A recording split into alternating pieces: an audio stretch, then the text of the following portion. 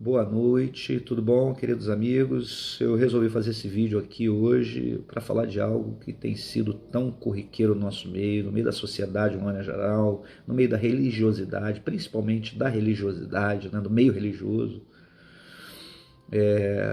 que é o julgamento. É impressionante hoje em dia como é que as pessoas estão julgando umas às outras sem piedade, julgando de qualquer jeito, julgando sem conhecimento dos fatos, e também não estão muito interessadas em conhecer os fatos realmente como eles são, né? Simplesmente é mais fácil julgar, é mais fácil você fazer juízo sem trabalho, né? E tem uma palavra que está em Mateus 7 que fala algo para nós de forma curta e grossa sobre isso. Ele diz assim: não julgueis para que não sejais julgados, porque com o juízo com que julgardes, sereis julgados, e com a medida com que tiverdes medido, vos hão de medir a vós. E por que reparas tu no argueiro que está no olho do teu irmão, e não vês a trave que está no teu olho? Ou como dirás ao teu irmão, deixa-me tirar o argueiro do teu olho, estando uma trave no teu? Hipócrita, tira primeiro a trave do teu olho, e então cuidarás em tirar o argueiro do olho do teu irmão. Sabe, é incrível, porque a nós nunca foi dado o direito de julgar o outro. Na verdade, você não tem como melhorar ninguém fazendo isso. E nem a você, muito menos a você. Na verdade, a única forma de existir a possibilidade de eu avançar ou evoluir é eu começar a voltar os meus olhos para mim. Eu começar a observar os meus atos, as minhas atitudes. E a melhor forma, ao meu ver, de eu observar as minhas atitudes é olhar para Cristo. Quando eu olho para Cristo e eu vejo a realidade do que ele foi, de quem ele foi e do que ele viveu, e eu olho para mim, eu vejo o tamanho da minha miséria, eu percebo o tamanho da misericórdia e da graça que foi derramada sobre mim. Graça pura, favor não merecido, imerecido, porque eu, na verdade, não teria condição nenhuma se não fosse pela morte expiatória de Cristo na cruz.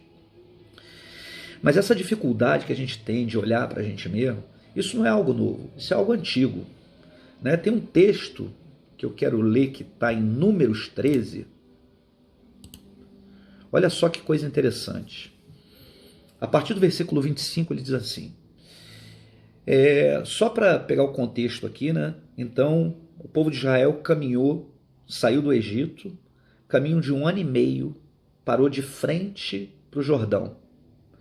Então Moisés separou 12 homens, um príncipe de cada tribo, né, das 12 tribos de Israel, e enviou eles a espiarem a terra prometida, a terra que Deus tinha prometido dar por herança.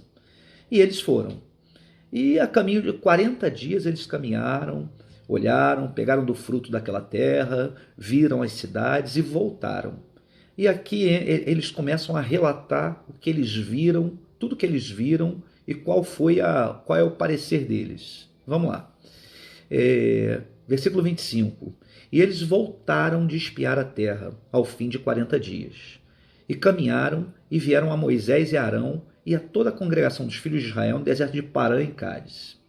E deram-lhes notícias a eles e a toda a congregação e mostraram-lhes o fruto da terra.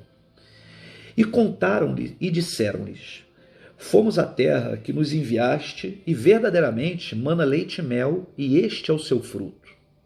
O povo, porém, que habita nessa terra é poderoso, e as cidades fortificadas e muito grandes, e também ali vimos os filhos de Anak. Os amalequitas habitam na terra do sul, e os heteus, os jebuseus e os amorreus habitam nas montanhas, e os cananeus habitam junto ao mar e pela margem do Jordão. Então Calebe fez calar o povo perante Moisés e disse: certamente subiremos e a possuiremos em herança, porque seguramente prevaleceremos contra eles. Porém, os homens que com eles subiram disseram: não poderemos subir contra aquele povo, porque é mais forte do que nós. E infamaram a terra que tinham espiado, dizendo aos filhos de Israel: a terra pela qual passamos a espiá-la é terra que consome os seus moradores, e todo o povo que vimos nela são homens de grande estatura.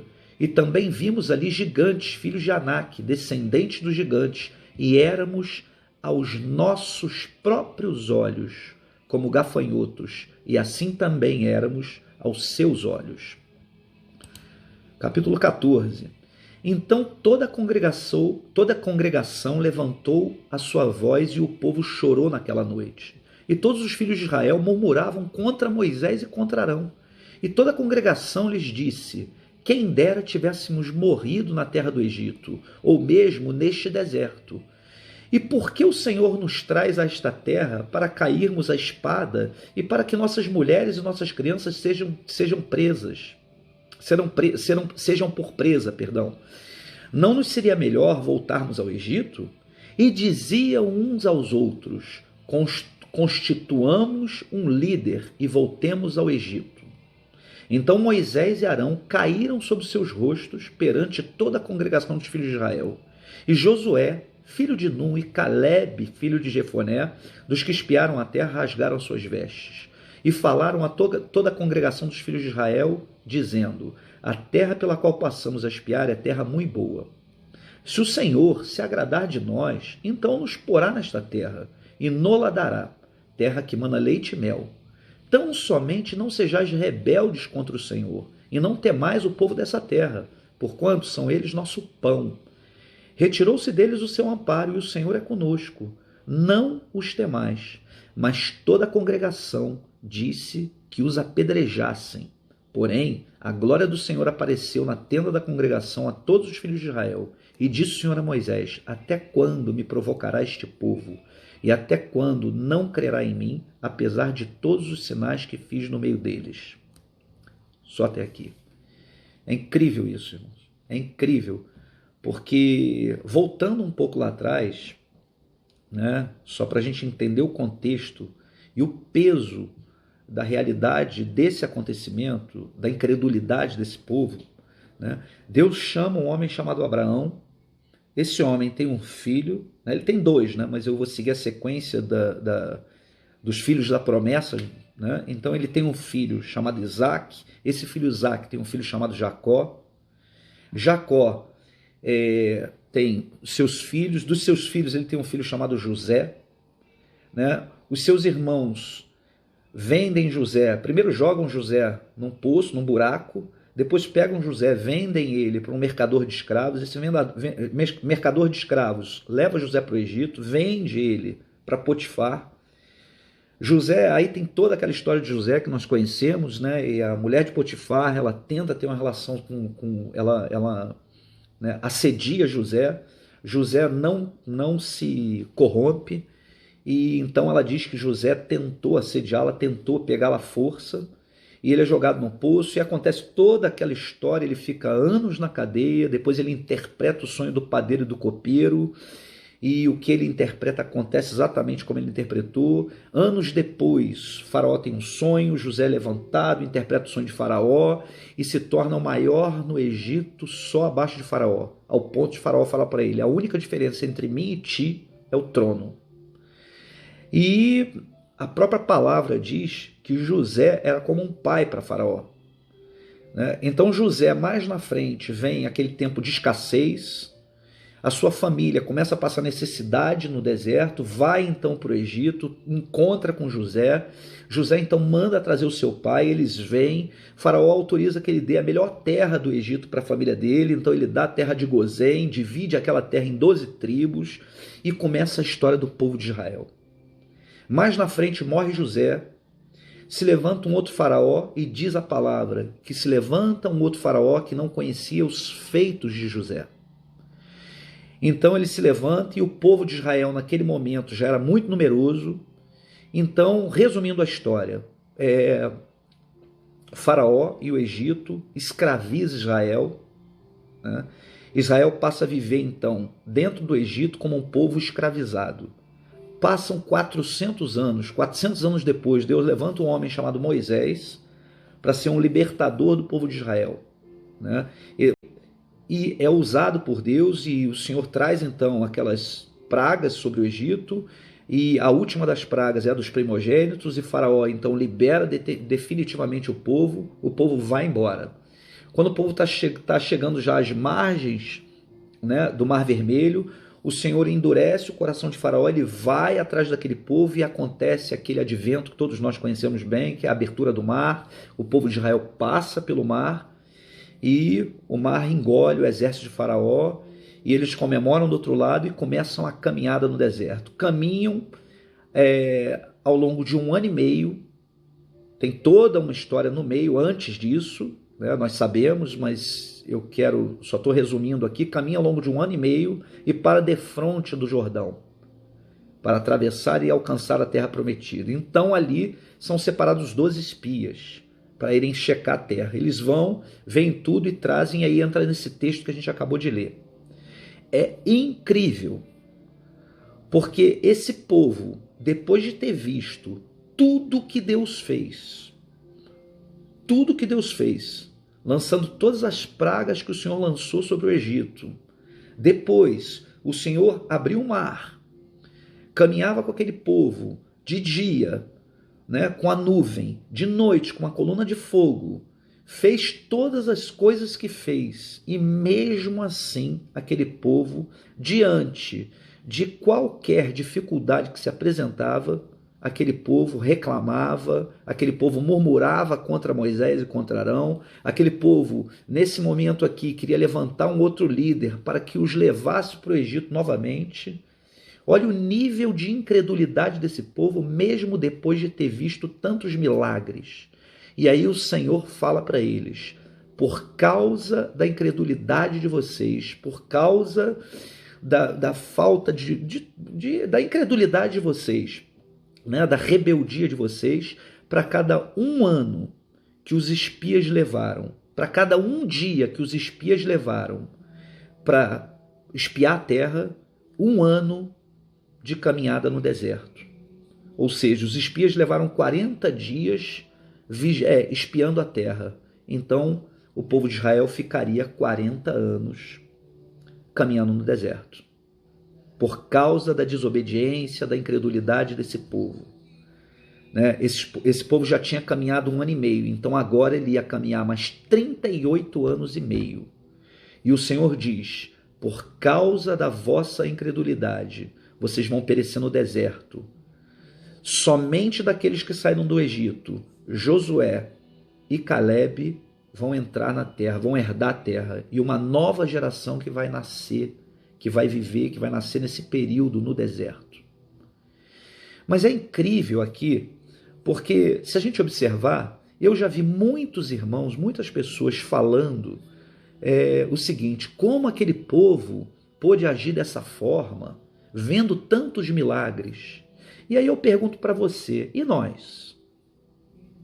Será que hoje nós não agimos da mesma forma? Será que nós não fazemos as mesmas coisas? Será que o que está faltando não é nós olharmos melhor para nós mesmos e vermos e observarmos se nós hoje não somos exatamente, não fazemos parte exatamente desse grupo que queria apedrejar Josué e Caleb pelo que eles falaram?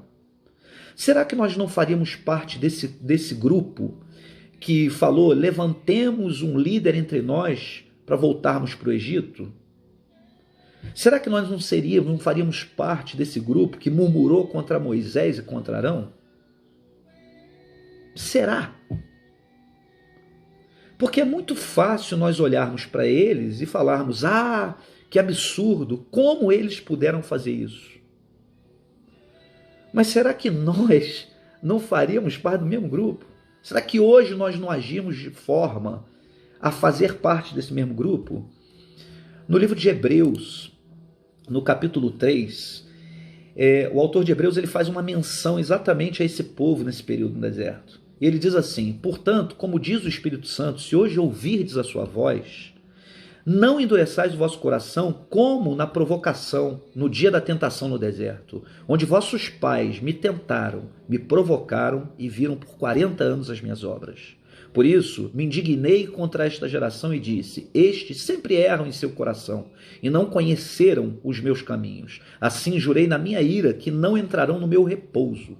Vede, irmãos, que nunca haja em qualquer de vós um coração mau e infiel para se apartar do Deus vivo. Antes, exortai-vos uns aos outros todos os dias durante o tempo que se chama hoje, para que nenhum de vós se endureça pelo engano do pecado, porque nos tornamos participantes de Cristo se retivermos firmemente o princípio da nossa confiança até o fim. Enquanto se diz hoje, se ouvirdes a sua voz, não endureçais o vosso coração, como na provocação. Porque havendo alguns ouvido, o provocaram, mas não todos os que saíram do Egito por meio de Moisés. Mas com quem se indignou por 40 anos? Não foi porventura com os que pecaram, cujos corpos caíram no deserto?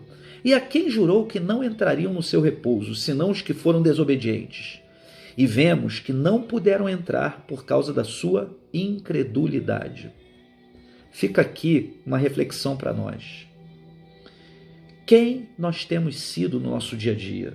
Nós temos sido como Josué e Caleb, ou nós temos sido como o restante do povo que murmurou contra Moisés e Arão e que pediu para que falou, levantemos entre nós um líder para nos voltar conosco para o Egito? Quem tem sido você diante das dificuldades que tem se levantado na sua vida? Você tem feito parte do grupo dos murmuradores ou parte do grupo dos fiéis que olham para as adversidades e entendem que a adversidade ela vem sobre nós para nos fazer crescer e não perde nunca de vista que o Senhor está no controle de todas as coisas e tudo que Ele faz é para edificação? Fica com essa reflexão.